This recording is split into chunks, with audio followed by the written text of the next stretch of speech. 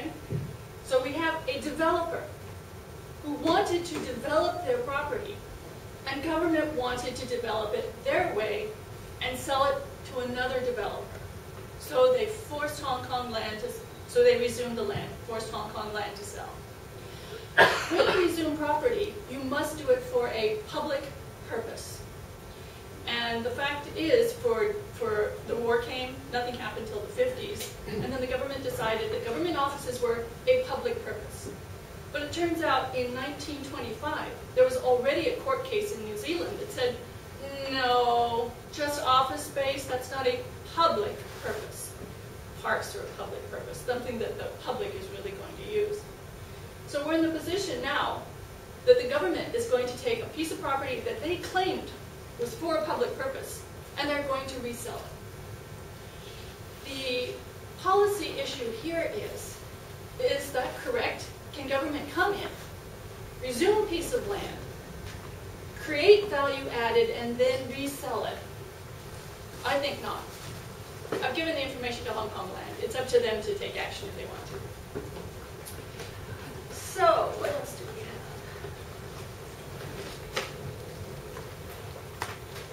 have? Air ventilation. Before I used to work with air pollution organizations. In the land resumption ordinance, I probably don't have to shout. You can probably all hear me just fine if I speak in a normal voice. All right. In the land resumption ordinance, it says you can resume land to improve ventilation.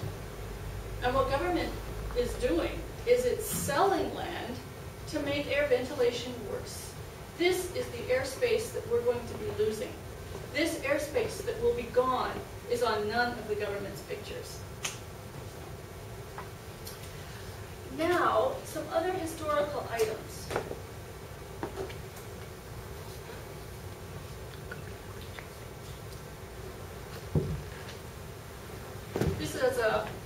This is the website where I, as an amateur, was just contributing the facts that I found. It's called gulo.com, and you can find it. Some of the other things I discovered, and I'll find pretty pictures.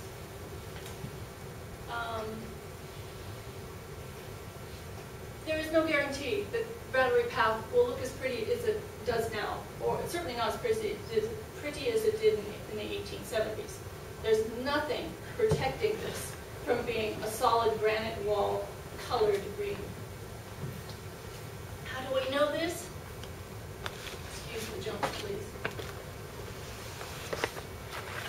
Here is a picture of Signal Hill. It's in Tsim Sha Tsui. I don't know if you've ever been to the Signal Hill Park. It's a very historic site as well. And the government drew this beautiful picture saying that this is Chatham Road and Salisbury Road, New World Center's here, the harbor's here. This is the picture the government put out. This is what it looks like today. This is what government can do and is planning on doing. They're planning on putting a solid wall right now where Battery Path is. So those are most of the historical things I have for you today, and if you have questions later, is that right? Yeah. Thank you. Thank you, Elisa.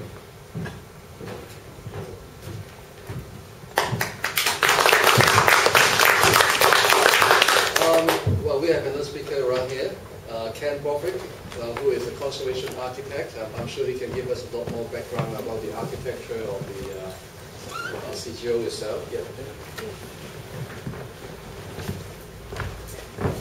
So, if I may fill in a little bit more background while Ken is handling the computer. Actually, what the government now proposes is to sell off half of the government hill. That includes the West Wing. If you're familiar with the sites there is a car park between the central, what they call the central wing, and the West Wing. Basically, the site belonging to the West Wing will be sold off. And then it will be developed into a 30-odd story building. think the more, even a more significant redevelopment is the entire hill, because according to government plans, half of the hill will be turned into underground shopping center and car park. And it will be very similar to what we can find these days in Heritage 1881. And we can talk about it more later about whether this Tsim Sha Tsui Hill, where the Heritage 1881 is now, is a success story or not. I'll leave it to Ken to explain the story. Thank you, Ken.